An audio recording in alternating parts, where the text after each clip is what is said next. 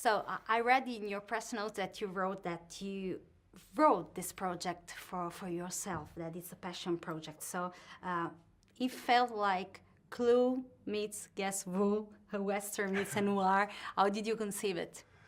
It always starts from a place of love. My work is very much about my love of cinema and my love of storytelling.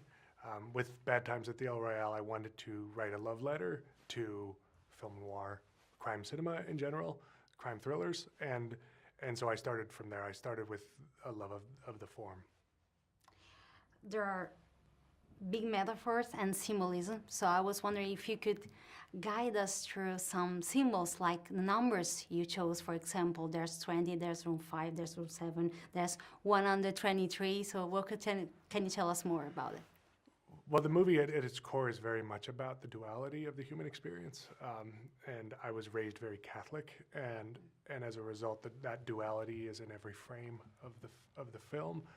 As we were working on the film, we made sure that every detail mattered, whether it was numbers or images.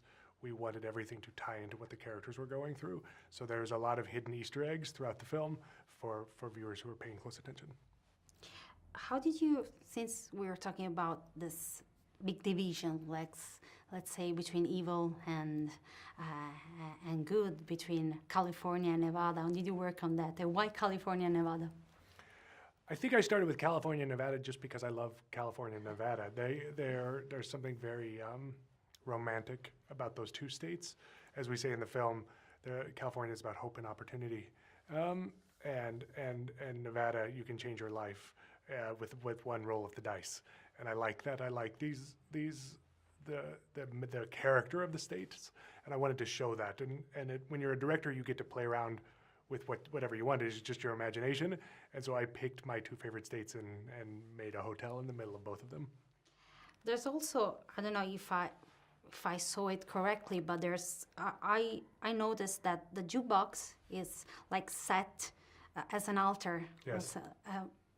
At the center of the division between, let's say, California, Nevada, the hotel. So there's also, a discussion about faith in the film and how we should find our own reference points in life. I don't know. Very much so. I love that you noticed that. The movie is about spirituality and the questions of what does it mean to be good?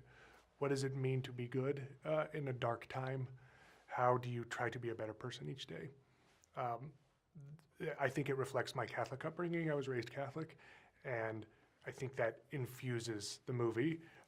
It is intentionally about spirituality. We built the hotel like a church. When you watch the movie a second time, you can see that even the eaves of the ceiling are meant to reflect the church architecture. And we placed the jukebox where the altar would be because we wanted to talk about the spirituality of art and music. It all ties together in Bad Times. Do you think that we can really repent? I mean, can we really get free from what we did in the past, or we tend to repeat our same mistakes as, for example, Rosie's character?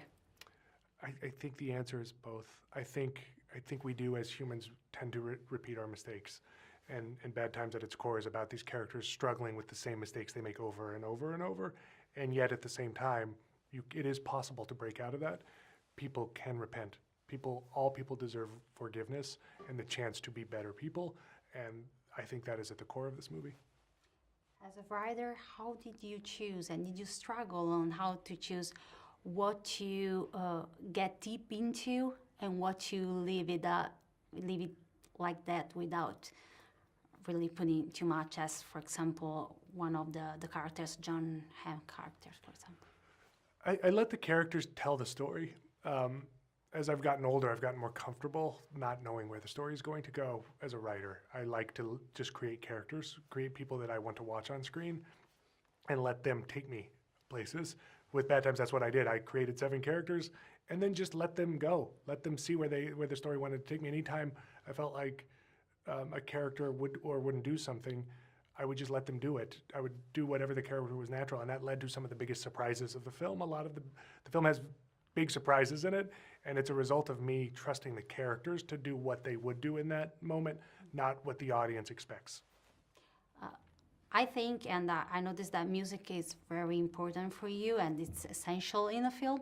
And is that why you sort of chose the unexpected, what we could define as the unexpected lead in the film, as it's the singer? Yes. I mean, At its core, I think this movie is about a love of art and the spirituality of art. Darlene Sweet is a lounge singer. She's one of the characters played by Cynthia Erivo, and a spectacular singer in real life. And I wanted to show the beauty of singing when no one is watching, the act of creating art when nobody knows that you're creating art.